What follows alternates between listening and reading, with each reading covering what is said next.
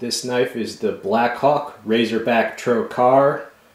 This was designed by Massad Ayoob. If you're not familiar with him, he is a law enforcement veteran, and he is a pretty famous author in the world of defensive use of firearms. He's written several books about the defensive use of handguns, both the tactical side and the legal ramifications. And he also designed this blade for Blackhawk, and I believe he designed this mainly as the type of blade that he would have wanted to have when he was serving as a police officer.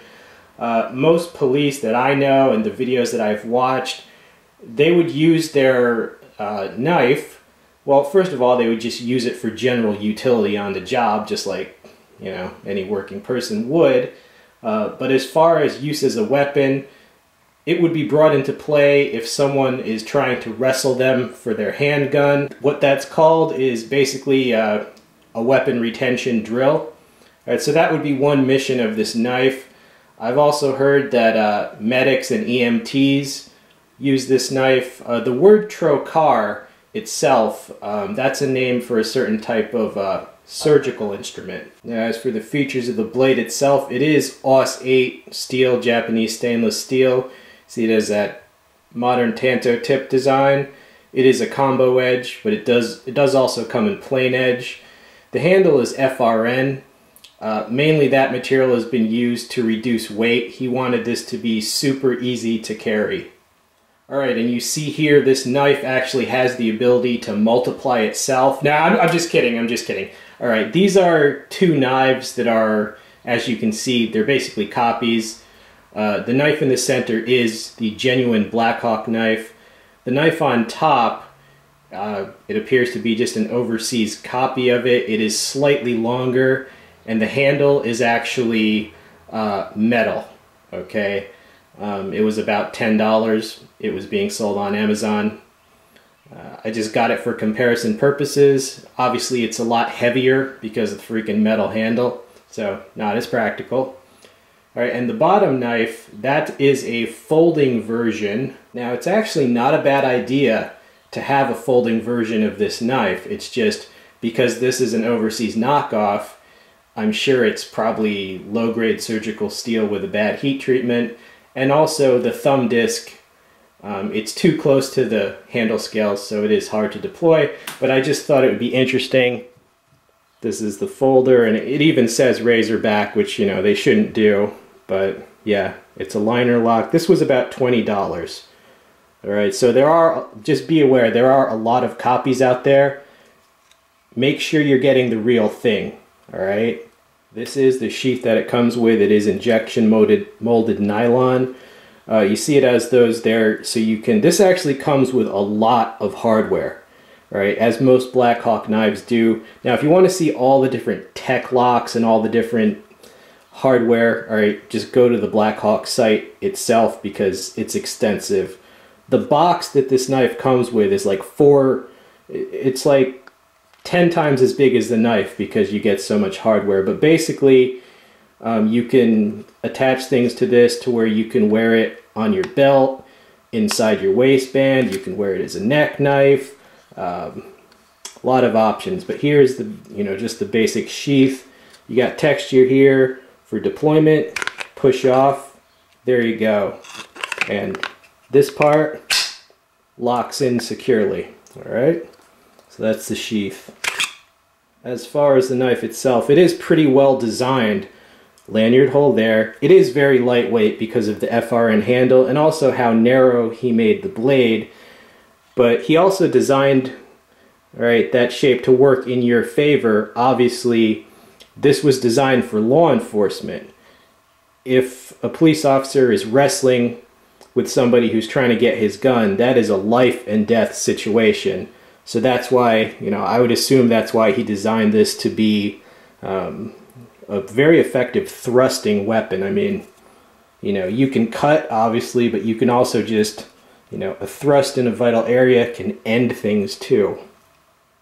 Now check out the texture all around, all around the handle. So no matter how you're holding it, I think, if you were going to cut precisely, I think you would want to cut like this, but if you were just going to slash, you know, strong grip like this, a lot of people would also use it like this, another extremely strong grip. You know, I don't have to say what this is for. The handle is also slim enough that you can hold the edge in, no problem. That's for hooking attacks, you know. But yeah, this can do everything you would need it to do. And you see it is fairly thick, all right? For a small light blade, it is fairly thick, so it's durable. Those are actually depth gauges. I've been told those are used by medical personnel. I guess you can gauge the depth of a wound by, you know, how far it can poke in. And close-up of the serrations, right there. Finger grooves there. A little bit of a, you know, pinky ramp, palm curve, a slight thumb ramp. But overall, it's very well thought out, as I think you can see. Here's a size comparison of the Blackhawk Razorback Trocar compared to many different knives which could all be in the same category as far as a small fixed blade that would be used as handgun backup, weapon retention, that sort of thing, or you could just say boot knife or neck knife. Now to the right of the Blackhawk Trocar are some expensive options. The Zero Tolerance 150 boot knife, military boot knife. To the right of that, Benchmade Nim Cub 2. And to the right of that, the Fall Niven Garm. And to the left of the Blackhawk knife, we have your budget options. Directly to the left, that is a Smith & Wesson Spearpoint Small Hunter. You can sometimes get those for as little as $10. Next to that, Cold Steel Roach Belly. Another sub $10 knife. Next to that is a Ridge Runner dive knife. You can see what it is. It's basically a stainless steel shank. And next to that is a boot knife, which is sold by Smith & Wesson, and also M-Tech has a copy of it. I think it's the same knife. Right, so those are all like less than $10. Now, the concept of using a small fixed blade rather than a folding knife is that it is physically stronger. You don't have to worry about having the dexterity under stress to deploy the blade by flipping it out, and you do not have to worry if the locking mechanism has fully locked and whether it will fail. So basically, strength and simplicity would be the argument for using a small fixed blade. Obviously, the argument against it is that because it doesn't fold up, it is a little bit more inconvenient to carry, but there's always trade-offs. I think you can see the main strong points of the Blackhawk knife. It's actually a more narrow blade than any of these others. All right. I also think it is the thickest blade, so it's narrow but strong. You know, same principle as a stiletto.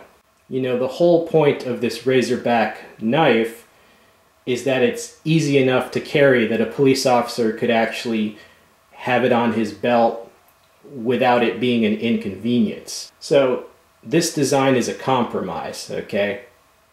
All right, so bottom line, do I recommend the blade? Massad Ayoob, he's a very qualified guy to design this. He designed it well, and the price is moderate. The price is reasonable. So overall, yes, I would recommend it, but you have to know what you're doing and how you want to do it. All right, so don't just go buy this and think it'll solve all your problems. All right, so I hope you found this review and comparison useful to you. Stay tuned for more videos. I'm out.